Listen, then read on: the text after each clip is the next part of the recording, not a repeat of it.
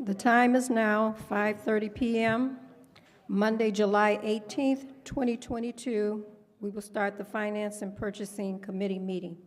Roll call, please. Alderman Moiseo. Here. Alderman Hayes. Alderman Florian. Present. Alderman Rivera. Present. Alderman Newsom. Present. Item C, approval of the minutes. Can I have a motion and a second to approve the minutes from June 20th, 2022, Finance and Purchasing Committee meeting? So moved. Motion by Alderman Moiseo, second Second. by Alderman Florian. All those in favor? Aye. Opposed? Motion carried. Item D, is there anyone in the audience that wants to speak on something that's on the agenda? Being none, I'll take a motion. New business, item 2. A motion to go into closed executive session to discuss pending and imminent litigation pursuant to Section 2-C11 of the Open Meetings Act. I'll make the motion.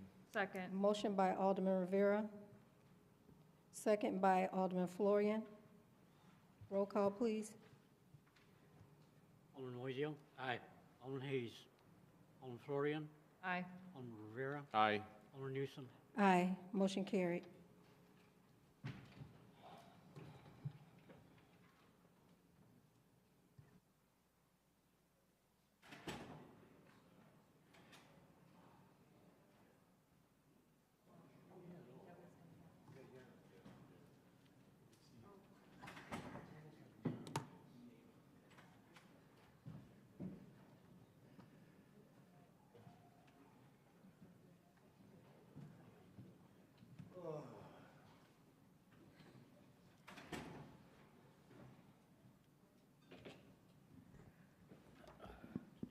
Okay, I'll take a motion to come back into session, committee.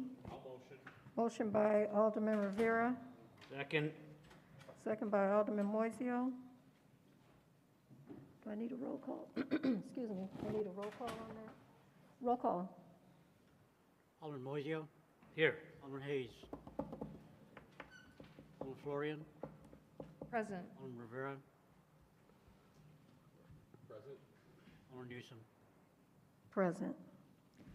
Okay, we'll go back into new business. Item B, motion to authorize the proper city officials to purchase one command vehicle from John Jones Automotive Group in the total amount of $45,000 pursuant to the sole source exception, section 2-458, subsection I, subsection 1. So moved. I'll second. Motion by Alderman Moiseo, I'll second. second by Alderman Rivera. The Fire Department is requesting approval for the purchase of a 2022 Dodge Durango for a new command staff vehicle to replace Fire Department's aging fleet. This purchase would be through John Jones Automotive Group at their government rate. These vehicles will come completely outfitted as needed for a command vehicle. Total cost acquisition is $45,000. This vehicle will replace a 2008 Expedition that was acquired used 7 years prior. Also, we purchased another 2022 Durango last month, and after speaking with Chief Pazer, the plan is to get both of these vehicles sometime next month at the same time. Are there any questions? Roll call, please. Alderman Moiseo. Aye. Alderman Hayes. Alderman Florian. Aye. Alderman Rivera. Aye. Alderman Newsom. Aye. Motion carried. Item C, motion to authorize the proper city officials to execute a managed services agreement and a support and maintenance agreement with N. Harris Computer Corporation for a 3-year term commencing July 1st, 2022 for the city's enterprise resource planning system. Can I get a motion? I'll motion. Motion by Alderman Rivera, Second. second by Alderman Moiseo.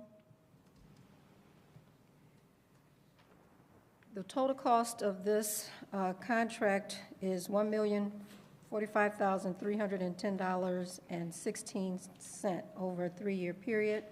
In your packet, it indicates how much we will start paying the first fiscal year, which is due July 1st of this year, the amount of $327,485.05. That is payable July 1st. And each July, it goes up a little bit. July of 2023, it will be $347,958.99. And then the third year, $369,866.12, July 1st, 2024. Are there any questions to this motion? Roll call, please. Alderman Moiseo. Aye. Alderman Florian. Aye. Alderman Rivera. Aye. Alderman Newsom. Aye, motion carried. Can I make a motion to seat Alderman Hayes? Take a motion by Alderman Florian, second Second. by Alderman Moiseo to seat Alderman Hayes. Thank you. All those in favor? Aye. Aye. That's at 6 o'clock. Motion carried. Item D has been taken off the agenda per staff's request. So we go to item E. Motion to authorize the proper city officials to purchase software, commodities, and services from SHI International Corporation in the total amount of $90,000 pursuant to the joint purchasing exception, Section 2-458, subsection I-3. Can I get a motion? I'll motion. Motion by Alderman Rivera, I'll Second. second. second by Alderman Florian.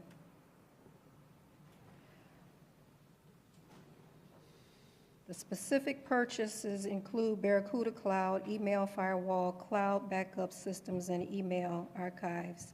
The cost, along with prior year spending for computer materials and services, bring the total expected amount to $90,000 for the current fiscal year. Funding for this purchase will be from line items 100-10352-4801. Are there any questions to this motion? Alderman Florian? I just want to confirm these are budgeted items, right? Yes. Okay. Did you want to, okay. Yeah, they are in the budget.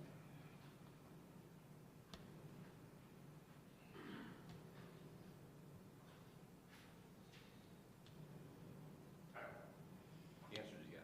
Thank you, sir. Sorry, you had to come all the way up here just for that.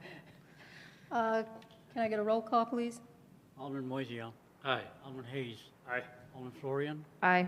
Alderman Rivera. Aye. Alderman Newsom. Aye, motion carried.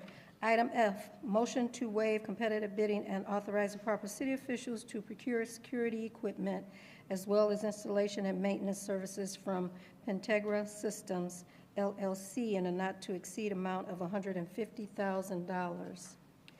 This requested authority will allow the authorizing body to place orders in behalf of the city of Waukegan for related commodities and services as needed from GL codes 100-10352-4801, 100-777-2-4801, 100-9106-24801, 555-9155-24801, 595-4595-24801, but does not alleviate the need to stay within budget limits. Can I get a motion?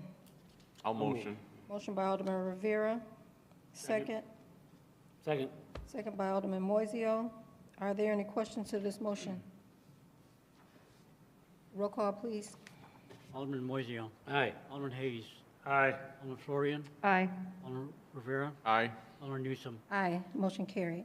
Item G, motion to authorize the proper city officials to waive competitive bidding and to authorize the proper city officials to enter into a renewal of a printing services and equipment agreement with Impact Networking in a not-to-exceed annual amount of $35,000.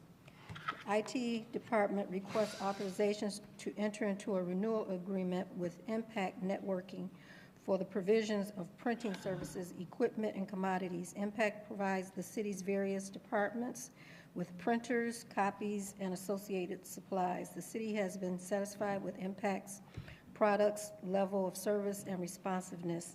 Upon request, Impact has provided the city with a renewal proposal that provides new equipment as well as monetary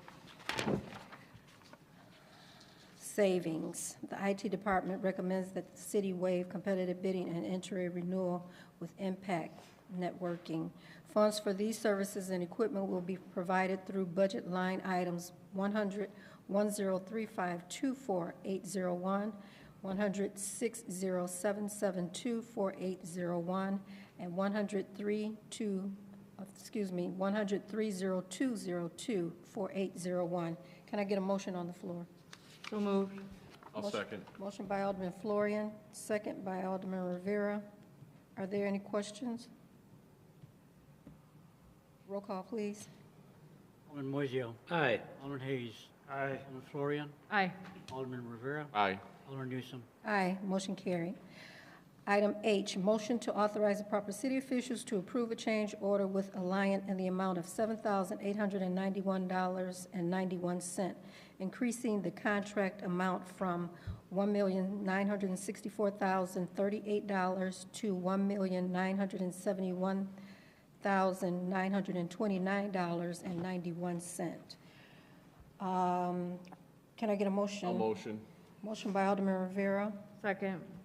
second by Alderman Florian. Are there any questions to this motion? Seeing none, roll call, please. Alderman Moiseo. Aye. Alderman Hayes. Aye. Alderman Florian. Aye. Alderman Rivera. Aye. Alderman Newsom. Aye, motion carried. Item I, motion to adopt an ordinance amending various sections of Chapter 14 regarding the regulation of automatic amusement machines and vending machines. Can I get a motion? I'll motion. Motion by Alderman Rivera, Second. second by Alderman Florian. The proposed ordinance would enact the following changes to the city's regulations of automatic amusement machines and vending machines. Reduce the annual license fee for automatic amusement machine from $1,000 per machine to $100 per machine. Clarify that the annual license fee for a Class 1 vending machine is $25 and $50 for a Class 2 vending machine. Item 3, eliminate the separate license fee for a circus, as those are subject to the city's standard special event regulations. Are there any questions to this motion? Roll call, please. Alderman Moiseo. Aye. Alderman Hayes. Aye. Alderman Florian. Aye. Alderman Rivera. Aye. Alderman Newsom. Aye, motion carried. Motion to adopt a resolution approving the intergovernmental agreement regarding the development of the plan and agreement to consolidate participating Lake County public safety answering points. Can I get a motion on the floor? I'll motion. Motion by Alderman Rivera, Second. second by Alderman Florian. The attached resolution approves and authorizes the execution of an intergovernmental agreement, IGA, regarding development of the plan and agreement to consolidate participating Lake County public safety answering points. The next phase of 911 consolidation in Lake County, Illinois, includes establishing a new consolidated public safety answering point, PSAP, for Lake County's consolidated dispatch. The parties to this PSAP development, IGA, agreed to partner to develop a detailed plan and an additional implementing IGA to establish the new consolidated PSAP for municipal corporations and other public entities to join as partners to meet 911 and emergency dispatch requirements in Lake County. Committed parties to this PSAP development IGA include Lake County of Lake, Lake County Sheriff, CENTCOM, E911, Fox Lake, Gurnee, Lake Zurich, Mundelein, Vernon Hills, and Waukegan. Each participating member that currently maintains a PSAP, including the city, agrees to provide $50,000 to hire a project manager and supporting expertise. The county agrees to be the executive agent to the project and agrees to build the regional operations and communications facility to house the new consolidated PSAP. Are there any questions to this motion? So we're paying $50,000. Where in the budget is that coming from? Just out of curiosity. So the chief is going to come up and speak. I believe that's coming out of the ETSP budget. Is that correct? Correct. Okay. I don't think so. I think it's going to have to come out of the police budget. Is Do you that have the police money budget? to do it? We will find it in our budget. We will. Okay. I really think this is a great idea, and I think in the long run, it's going to possibly save lives and all kinds of things. So I'm excited to see it happen. I'm not trying to. Yeah, and it's important that we move forward with it because we still have a seat at the table right now while we're in the development process with the county. So this is just the next step. So yeah, it's good that we keep moving forward with the process. I'm concerned about our employees a little bit, because I think we have some people over there that have been there a long time, and so I hope there's some way of trying to keep them employed if that's what they Absorb them. want. Yeah, there are some things in the works with that already. Okay. There's some union issues involved that in regards to that, but yes, there are things that is taken into account that we have employees in that building and where they're going to land, and we're not going to try to send them out the door without employment. So. Okay, thank you. Are there any other questions? Roll call, please. Alderman Moiseo.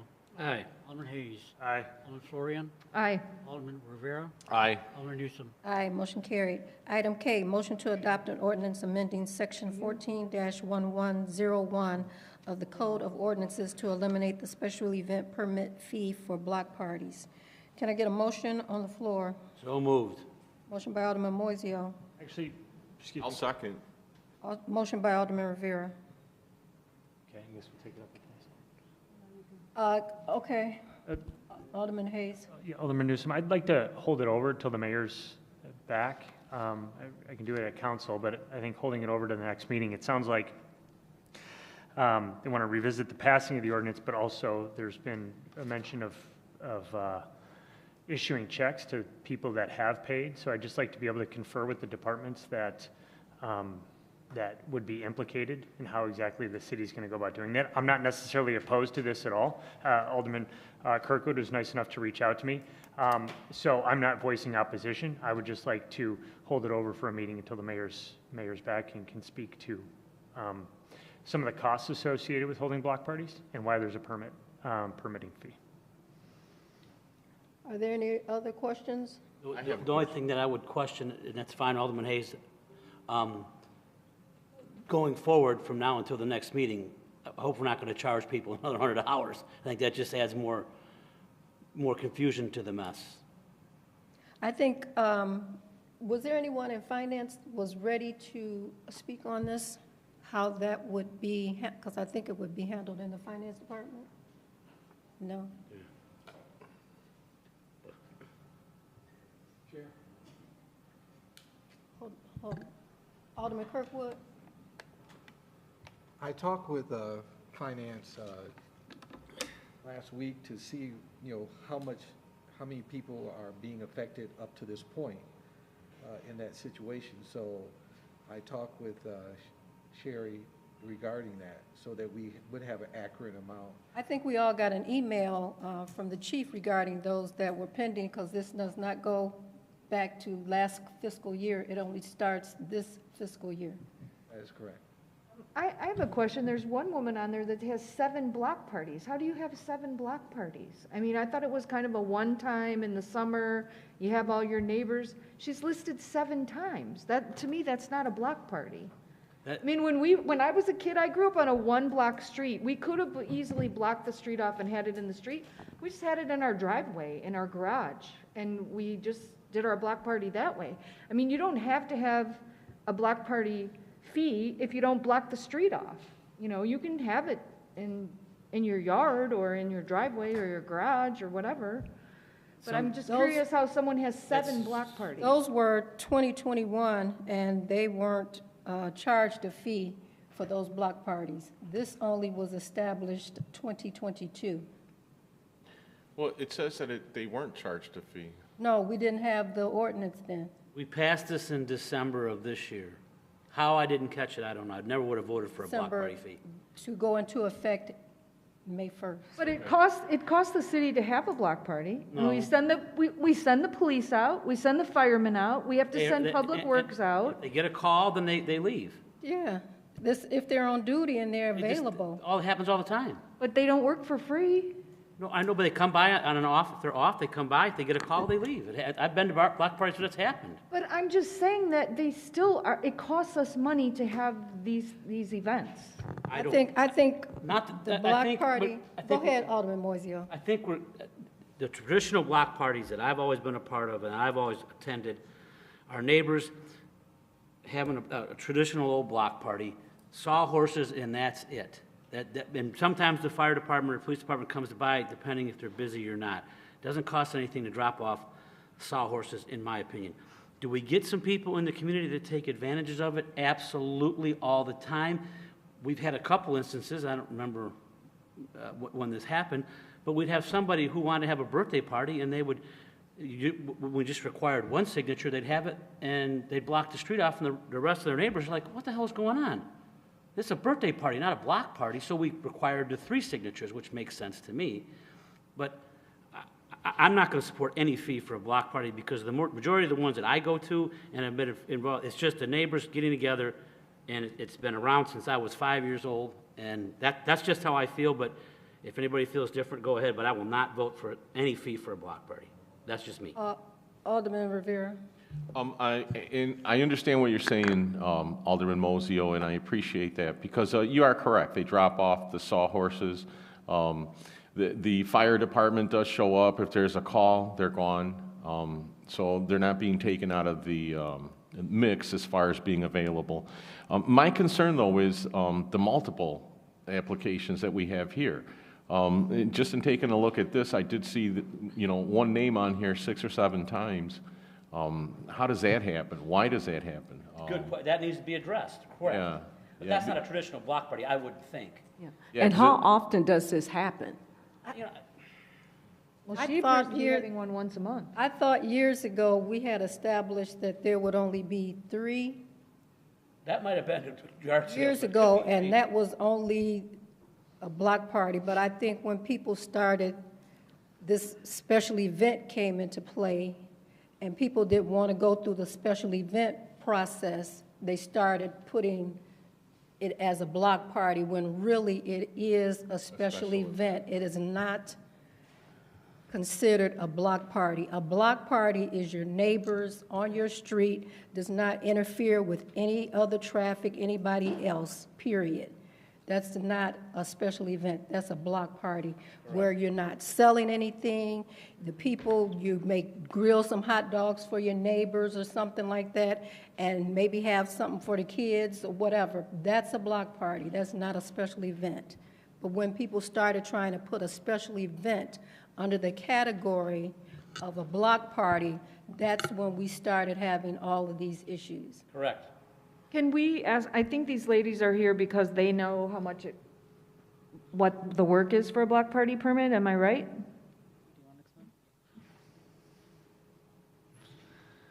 So we compiled a bit of a history of block parties just between the staff and the processes that we're currently going through. And the process has shortened on the requester side. That is correct that a few years back there needed to be 3 different signatures aside from the applicants. It is true that the applicant had to go find their alderman for this approval. And then when everything was collected, they were bringing it to City Hall basically all laid out with the site plan, and it was just an easy approval. Nowadays, it's no signatures, not even from the applicants. We do ask for a more detailed site plan because we are noticing that it is becoming a commercial and residential mix, where there are neighborhoods that have like apartments in the second floor, but a lot of commercial properties in the first floor. So they're trying to do a mixture of get to know the businesses that are in your area that you can walk to while still being in your neighborhood. So that work, along with all of the services that the city is providing with the barricades and the police visits and the fire visits and just the alderman, it was just something that we researched along with other communities, and the price granted was a mixture of everything together. So the work is less for the requester, but the work is more for the city. I think this. I have a question. This supports just holding it over. So additional questions can be asked and we can confer amongst ourselves. Like I said, I'm not necessarily against it, but it's city resources, and city resources do cost money one way or the other. Is it something that we just want to be able to give to people and afford them that opportunity to meet the police officers and meet the firemen and, meet their neighbors and meet the businesses even? Yeah, of course, that's a great community service. But I also think that as the city and as the individuals that are fiscally responsible for the city's resources, we have to at least consider the cost to the city. So that's the only reason that I'm asking, and I think that the mayor may be able to speak to it even a little bit more. So I got no problem with that. I have something, though. Alderman Bolton? Yes, thank you. I agree that we should not be charging because our constituents are already paying taxes. They're already investing and validating the point. It is an opportunity for the neighbors to bring themselves together. Now, I understand. I have a question. Aren't they already being charged a fee for special events? Those are two separate categories. So if someone Correct. applies for a And they're special being charged event, for that, right? They don't get charged for block parties. And if they apply Exactly. for a block party, they don't get charged for a special event. So it's two separate categories. Yeah, I understand that we made stipulations and the distinction between special events versus block parties. Am I correct? So when they put in the application, like you were saying, the signatures were required. They were required to collaborate with their neighbors. And we can hold it over, but we need to, consider the fact our constituents are already paying into our system. You're right, Alderman Bolton, but not everybody has a block party. So, I get very few in my ward. I think I only get 1 or 2 a year.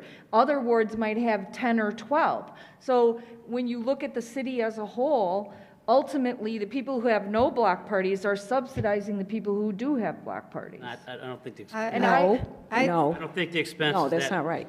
I think. I don't think the expense is that Where does big. the money come from then? I don't think Just it's, send the police over there for 10 minutes and the fire department? You can- just heard what they said. What? Can you say it again, please? Oh, because. he was talking about the application process. What we need to do maybe, all block parties are not created equal. The last thing you want to do is a block party that's got, 10 or 15 or 20 residents in there. They come around and they grill little hot dogs and have some fun and do things like that. We don't want to be charging them, and we got to make it a Right. lot easier. 3 signatures, online, bam, done. Right. Look at the map, oh my God, that's a residential area, there's nothing going to happen there, approve it. Now, you're always going to have people that are going to try to take advantage of that, and that's maybe where we have to have a little bit of a different process and say, like they said, that's got residential and business, now we have to look at that a little different. I'm just saying, we can hold it over, but going forward, I'm not charging for block parties, there's no way. Okay. Can I make one Those last comment? distinctions are already set. Hold on. I think that a block party is just like we encourage residents to establish neighborhood watch groups. We want them to come together, to be looking out for each other. Whether they want to do that or not, it's up to them. We encourage it, but it's up to them to establish a neighborhood watch group. We will get the police involved, the alderman gets involved. We want the neighbors to know each other, look out for each other. Have a block party. You have a neighborhood watch. It should not be, okay, this ward has 2 or 3 or 4 or however many. It depends on the people that want to put in the work to establish them. I don't think another ward or another neighborhood should get slighted or said that they shouldn't have this because another ward doesn't want to have it. It's up to the residents to establish those groups, and we encourage them to do that. Neighborhood watch groups have a block party, but we'll hold it over. Okay, good. Okay, item 3, reports and communication. Mr. Schultz. The first report is water consumption. Consumption in the month of June slightly higher than in May by 10,000 gallons, increase in revenue of approximately 70,000.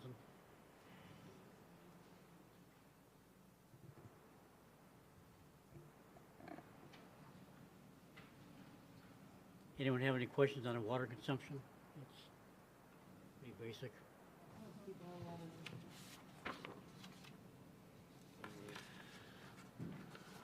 There's usually some questions regarding the business licenses, business and rental license applications.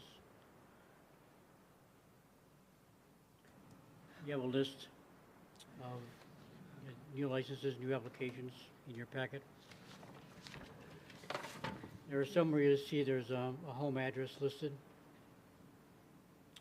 for a business, but you'll find that that's the address of the owner, but not necessarily the address of where the business is actually taking place. There's ours in Mudio Landscapes.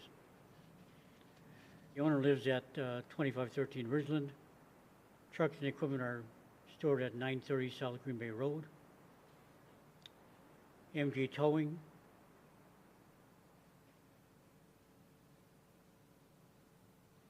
There's questions regarding number of trucks and storage locations. Still waiting for the applicant. He's been out of town since 11th. Noala Paving. Been no feedback, no questions. Can you clarify what that means? No feedback, no questions?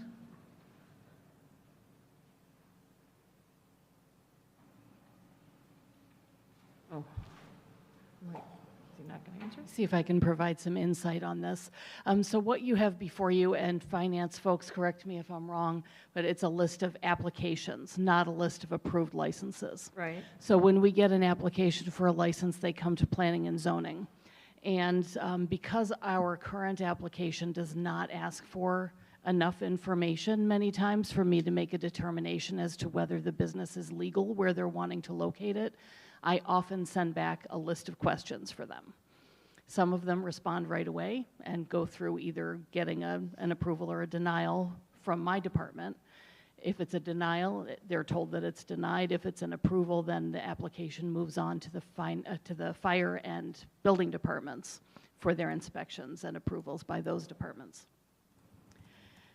Lots of applicants don't respond quickly to the questions, and so those sit there. Some of them don't ever respond. Now that we have a business zoning and licensing inspector, we'll have somebody to go out and follow up on those things when they're not responding and see if they are in fact operating. So the first one, I don't remember the address, but the vehicles are stored at 930 South Green Bay. That's not legal. So you can't have your home occupation and store your vehicles somewhere else in Waukegan because, as you know, we don't allow a parking lot for commercial vehicles if the business is not located there. So I inquired of them to please explain how they're operating a business and if that is in fact the address where they're storing their commercial vehicles. I provided here, if I can.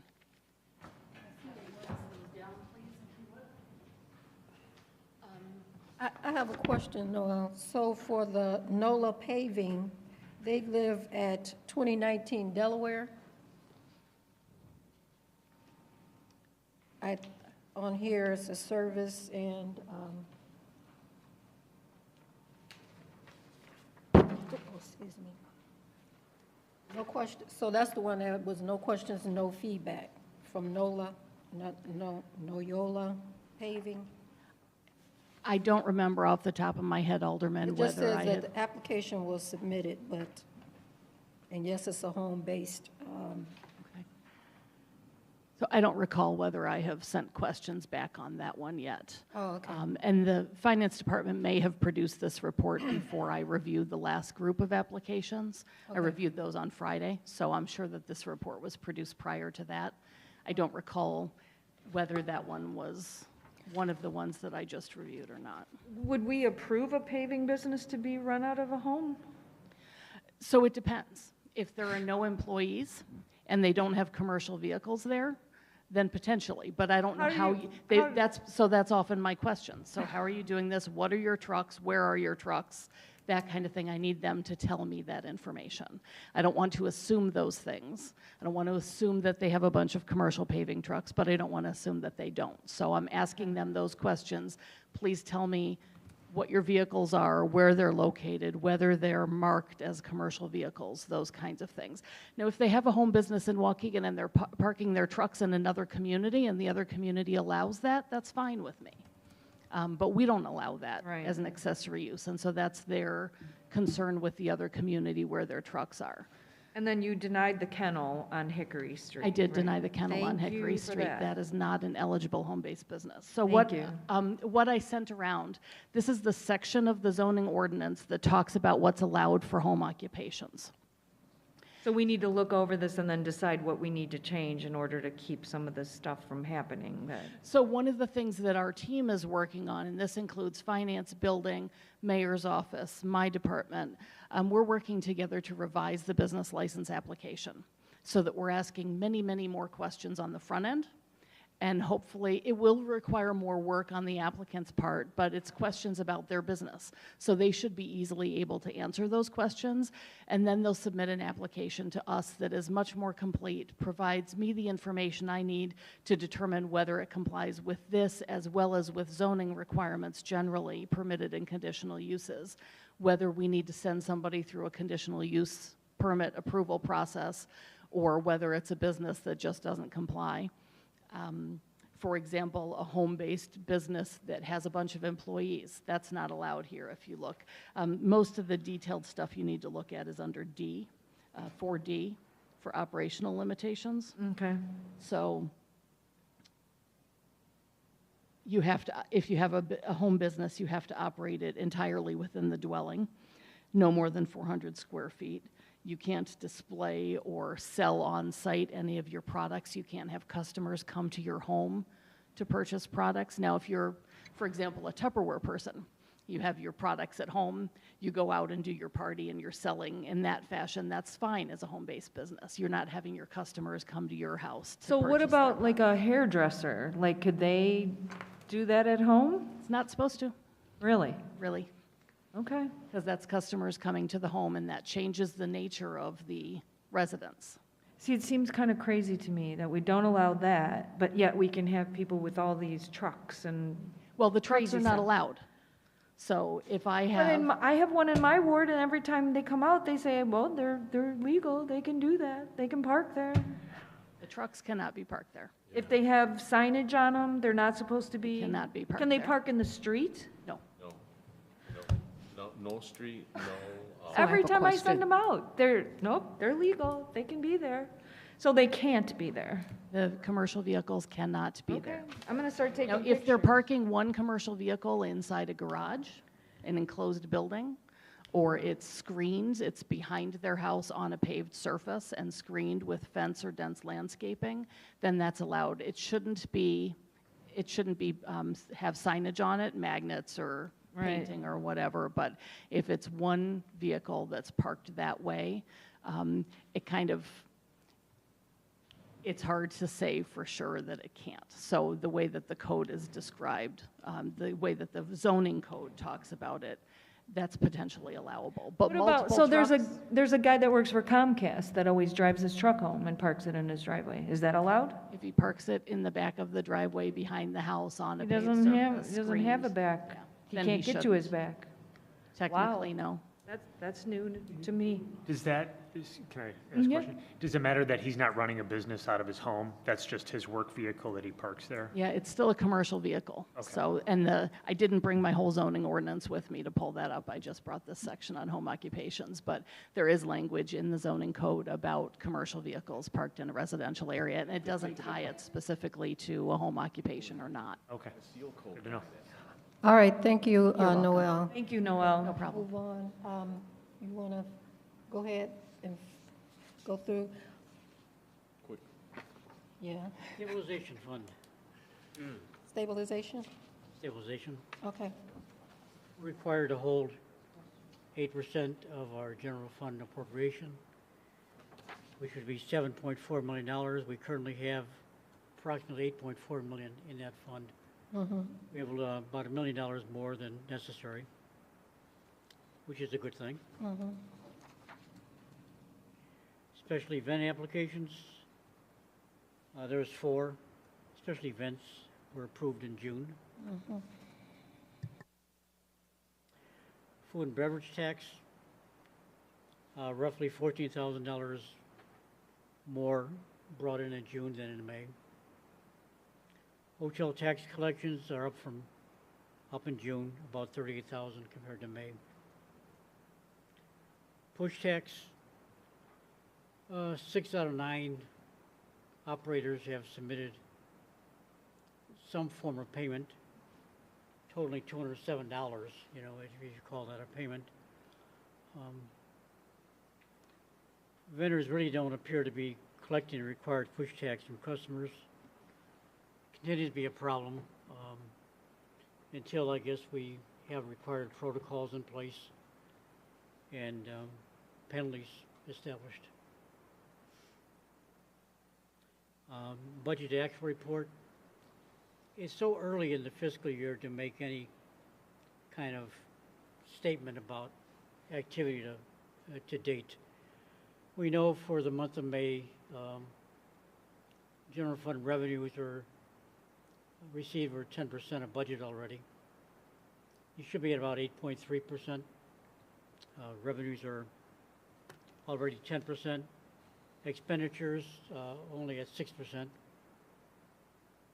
Citywide revenues across all funds about 6% of budget. Total expenditures about 5% of budget. But so early in the year, it's hard to read a lot into that. We'll know more at our next meeting. We'll have a report for the first 3 months for May, June, and July. So we'll know more. Right. Okay. Thank you. I'll entertain a motion to adjourn. I'll motion. Motion by Alderman Rivera, second. Alderman Hayes. All those in favor? Aye. Opposed? We adjourn at 6:36 p.m.